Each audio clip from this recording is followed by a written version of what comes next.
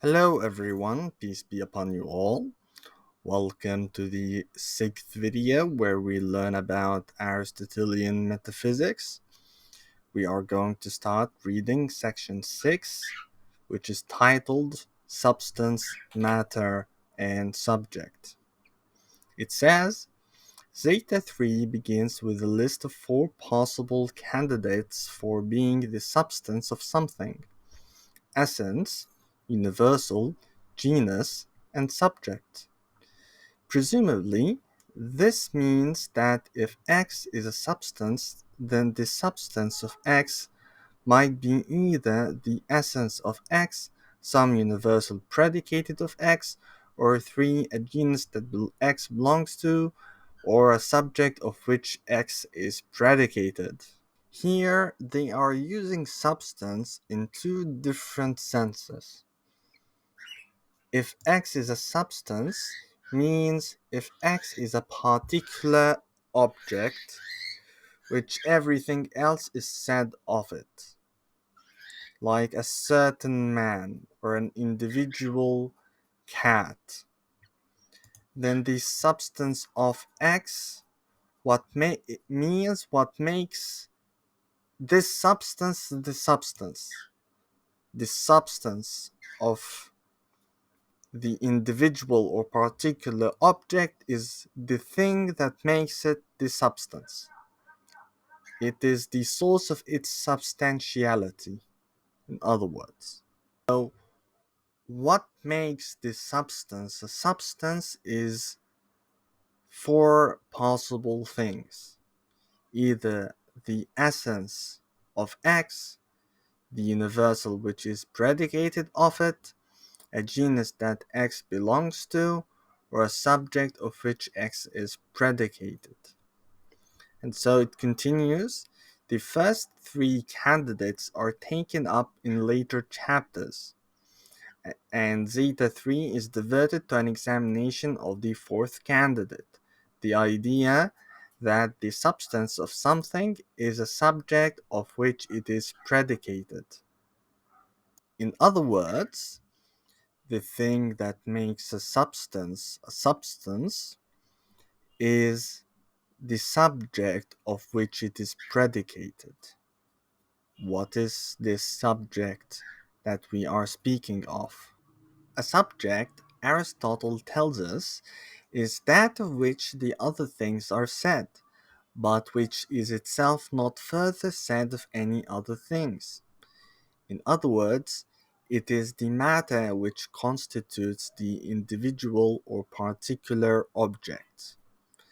Is the matter the reason or the cause of the substantiality of the particular object? Let's see. This characterization of a subject is reminiscent of the language of the categories, which tells us that a primary substance is not predicated of anything else, whereas other things are predicated of it. Candidate 4 thus seems to reiterate the category's criterion for being a substance. But there are two reasons to be wary of drawing this conclusion. First, whereas the subject criterion of the categories told us that substances were the ultimate subjects of predication, the subject criterion envisaged here is supposed to tell us what the substance of something is. In other words, it is supposed to tell us why this particular object, which everything is predicated of, is a substance. Why do we consider it a substance? So, what it would tell us is that if X is a substance, if X is a particular object, then the substance of X, that which makes X a substance, is a subject that X is predicated of, which is the matter, which is predicated of the object. Second, as his next comment makes clear, Aristotle has in mind something other than this category's idea. For the subject that he here envisages, he says is either matter or form, or the compound of matter and form. These are concepts from Aristotle's physics, and none of them figured in the ontology of the categories. To appreciate the issues Aristotle is raising here, we must briefly compare his treatment of the notion of a subject in the physics with that in the categories. In the categories, Aristotle was concerned with subjects of predication. What are the things we talk about and ascribe properties to? In the physics, his concern is with subjects of change. What is it that bears at different times contrary predicates and persists through a process of change? For example, I, as a subject, could look white during light and look dark when it's dark. So here I have different predicates, or contrary predicates are predicated of me, yet I persist through this process of change. Another example, I could be shave my hair and still be me. I could be bald, hairless, or hairful. Yet either way, even if these contraries are predicated of me, I still persist. So this is the meaning of subject in the physics. But there is an obvious connection between these conceptions of a subject, since a subject of change must have one predicate belonging to it at one time that does not belong to it at another time. Subjects of change, that is, are also subjects of predication. The converse is not true. Numbers are subjects of predication. 6 is even, 7 is a prime, but not of change. In the categories, individual substances, a man, a horse, were treated as fundamental subjects of predication. They were also understood indirectly as subjects of change. Substance, one and the same in number, can receive contraries.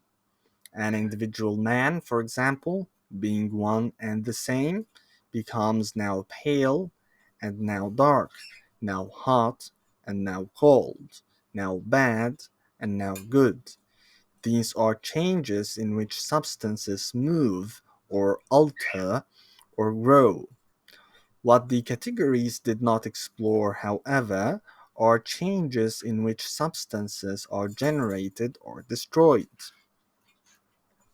But the theory of change Aristotle develops in the physics requires some other subject for changes such as these, a subject of which substance is predicated, and it identifies matter as the fundamental subject of change. Change is seen in the physics as a process in which matter either takes on or loses form.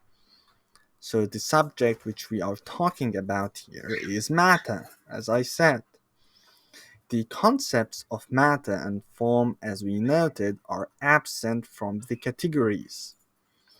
Individual substances, this man and that horse, are apart from the accidental characteristics, the qualities, etc., that inhere in them, are viewed in that work as essentially simple, analyzable atoms, objects that are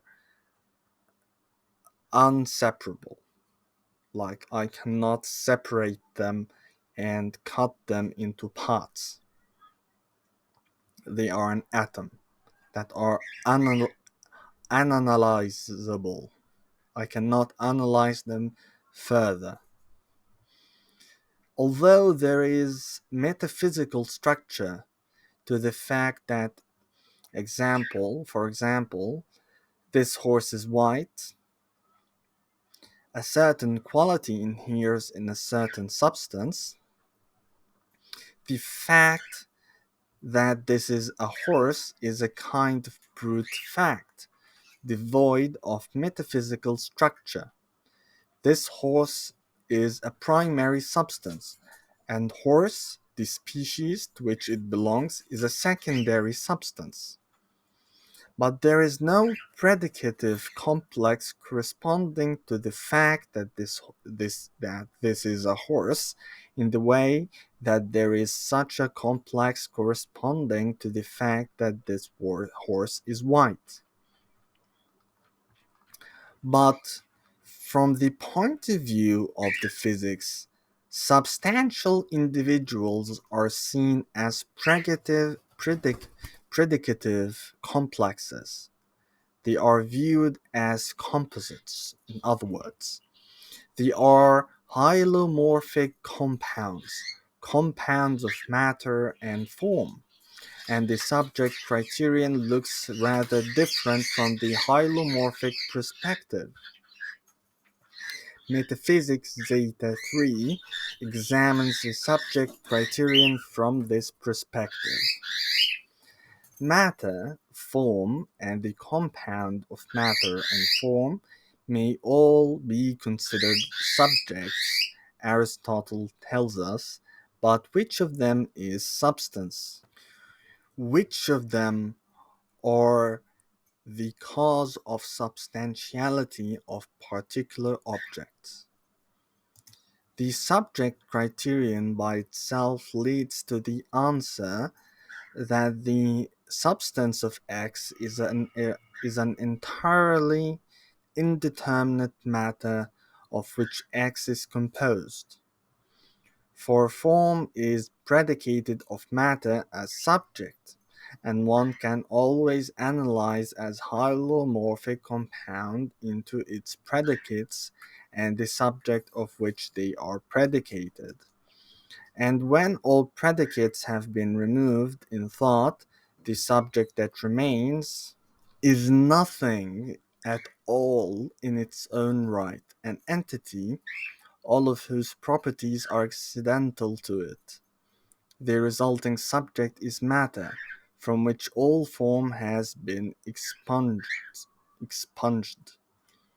Traditional scholarship calls this prime matter, but Aristotle does not here indicate whether he thinks there actually is such a thing. So the subject criterion leads to the answer that the substance of X, what makes particular object substances, is the formless matter of which it is ultimately composed. But Aristotle rejects this answer as impossible, claiming that substance must be separable, and this something, sometimes translated some this, claiming that substance must be separable and implying that matter fails to meet this requirement. Precisely what the requirement amounts to is a matter of considerable scholarly debate, however. A plausible, a plausible interpretation runs as follows. Separability has to do with being able to exist independently. X is separable from Y if X is capable of existing independently of Y. And being A, this something, means being a determinate individual. Being a this something means being a determinate individual. So a substance must be a determinate individual that is capable of existing on its own. One might even hold, although this is controversial, that on Aristotle's account not every this something is also separable. A particular color or shape might be considered a determinate individual that is not capable of existing on its own. It is always the color of shape. It is always the color of shape of some substance or other. But matter fails to be simultaneously both separable and this something. The matter of which a substance is composed may exist independently of that substance. Think of the wood of which a desk is composed, which existed before the desk was made and may survive the disassembly of the desk. But it is not as such any definite individual. It is just a quantity of a certain kind of matter. Of course, the matter may be construed as constituting a definite individual substance. The wood just is, one might say, the particular desk it composes. But it is in that sense not separable from the form or shape that makes it that substance. The wood cannot be that particular desk unless it is a desk. So, although matter is in a sense separable and in a sense a this something, it cannot be both separable and a this something. It thus does not qualify as the substance of the thing whose matter it is. And with that, we reach the end of the video. Thank you for watching and goodbye.